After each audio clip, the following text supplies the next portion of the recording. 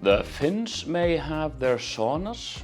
We here in Iceland have our swimming pools. It's probably something you can call the national pastime to go swimming. We as a nation, as a culture, seem to have a strange fascination with dipping ourselves into warm water. Perhaps you're about to travel to Iceland, you're coming to a visit, and you're wondering what the whole thing is about. You want to partake in the tradition. I urge you to do so. There are quite a few options available. There has been this massive rise of geothermic spas, the Blue Lagoon and those kind of things, which cater mainly to tourists. There is, however, a more authentic and a way more economic option for you to indulge in this Icelandic tradition. Now, there's nothing inherently wrong with those geothermic spas, the ones that label themselves in this way, the Blue Lagoon, the Sky Lagoon, the Secret Lagoon, and all of the other non-lagoon places throughout the country. There's nothing wrong with them, and some of them, like the Blue Lagoon, have something quite unique to them, which is, for instance, in that case, the silica-rich water, which is good if you have psoriasis or these kind of skin diseases. They are, however, something which just started really popping up like mushrooms all over the place, all over the country as tourism started booming about 25 years ago. So, and have been growing in numbers a lot in just the past few years. So these are not the traditional Icelandic swimming pool thingies, and you're not gonna go there and mingle with local Icelanders and get kind of a feel for that swimming pool tradition we have here. That swimming pool tradition, just to emphasize how big of a thing it is for us, has been nominated for and is currently being reviewed for a UNESCO cultural heritage status as one of those intangible cultural things in countries throughout the world. So this is this important to Icelanders. So if you want to save a lot of money, because you're going to pay probably about a tenth of what you pay for those spas to attend one of the local pools. But if you want to do these things, then there is plenty. If you want to try the genuine thing, there are plenty of pools around.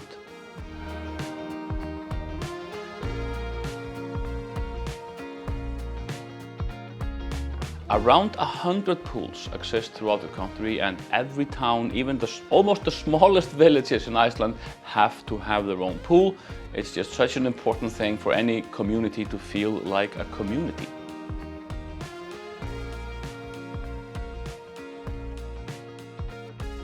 Even though definitely not spas in the spa sense, and they don't try to label themselves as such, if you compare those Icelandic swimming pools to swimming pools in at least some of the other countries that I visited, they are closer to being spas because they have quite a few facilities and things to use and to enjoy. They don't have services. There are no things like treatments, spa treatments or massages or food or drink services on site, but they have a variety of ways to soak in and enjoy the water. Most of these are outdoors facilities. Some have indoors facilities as well, and there's a handful which are indoors only. But really the tradition, the Icelandic swimming pool tradition, is about soaking in warm water at any time of the year. So for myself, I really enjoy doing this in the coldest months of winter, just soaking outdoors in the warm water. So the main attraction, or not the main attraction perhaps, but the main centerpiece of any swimming pool is the proper swimming pool with swimming lanes. The temperature in those is usually around or slightly under 30 degrees, which I believe is the ideal temperature for proper swimming.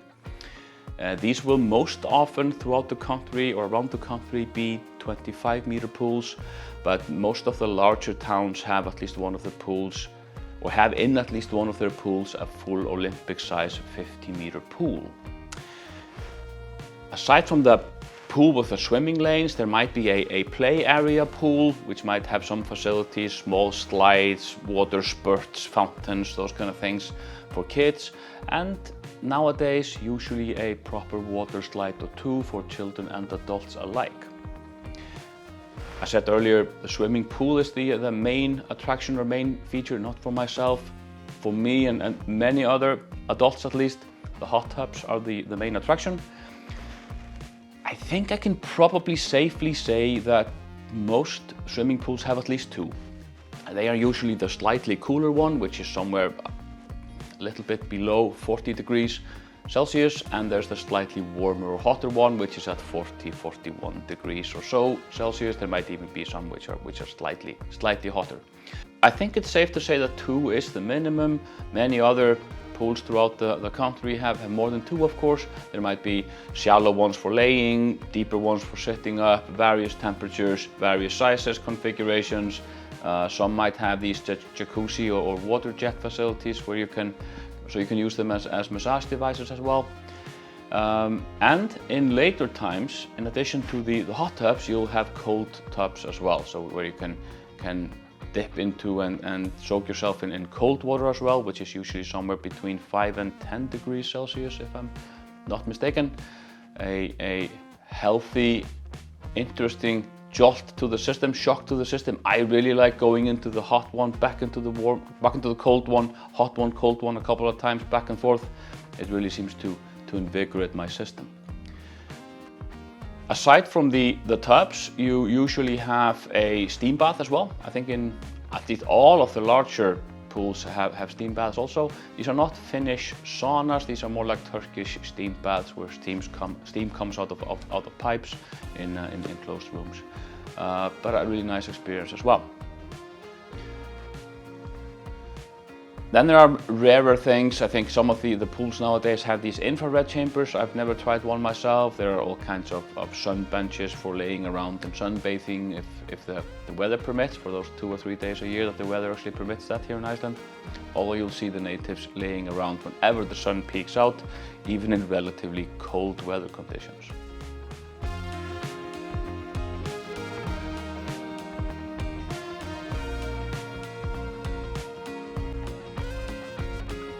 And culturally, again, if you really want to experience the Icelandic swimming pool culture, you can come morning, midday, evening. You'll see different types of crowds throughout the day. I would say that in the early mornings you'll see maybe a group of senior citizens or people with a more kind of relaxed lifestyle sitting around the hot tubs discussing social issues and politics and those kind of things. Throughout the day, you will see groups of children in the proper swimming lanes doing obligatory school swimming classes. In the afternoons, people swimming for health purposes and families just coming there together to enjoy a nice time in the hot, warm water.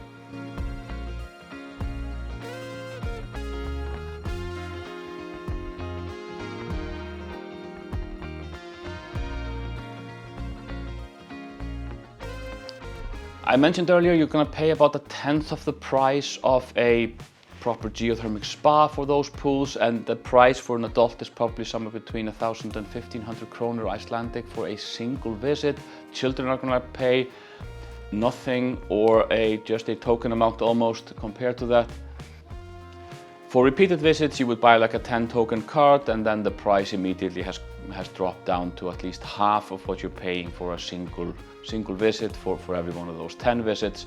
And people then of course just buy year subscriptions where they can attend as often as they'd like to.